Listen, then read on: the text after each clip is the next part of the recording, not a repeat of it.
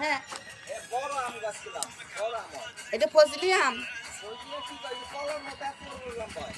ও এই যে মিষ্টি, তাই না? এই গত বছর লাগাইছে আম খাইছি। এই একটু বছর এদিকে পানি দিছো আবার কালকে?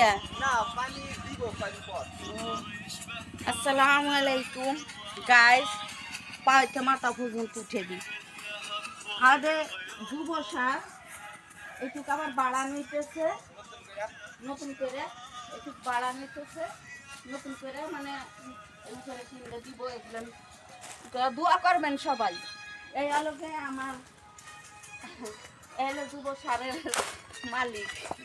আসসালামু আলাইকুম গাইস, এই যে সবাই আমার শাশুড়ির জন্য দোয়া করবেন, তার মনে আশা যেন পুরো নয়, এবং সারের কারখানা বড় করতেছি, যার যার জৈব সার লাগে এসে নিয়ে যাবেন। হ্যাঁ এটা আর কি, আরো একটু বড়, মানে আরো বড় বড় হবে। করবো বছরে মানে বছরে বছরে একটু একটু করে বলান হইতেছে। হ্যাঁ, তা দোয়া করবেন সবাই। এগুলো কি পানি এর ভিতরে? হ্যাঁ, পানি দিছি, যে ডালাই দিছি, এগুলি যেন ই হয়ে যায় শক্ত।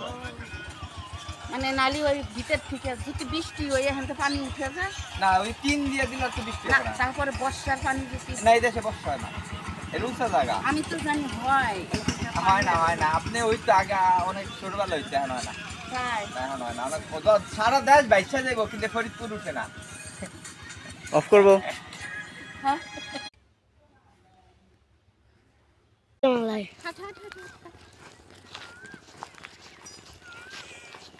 জোরে জোরে, যে শাক, লাল শাক। হ্যাঁ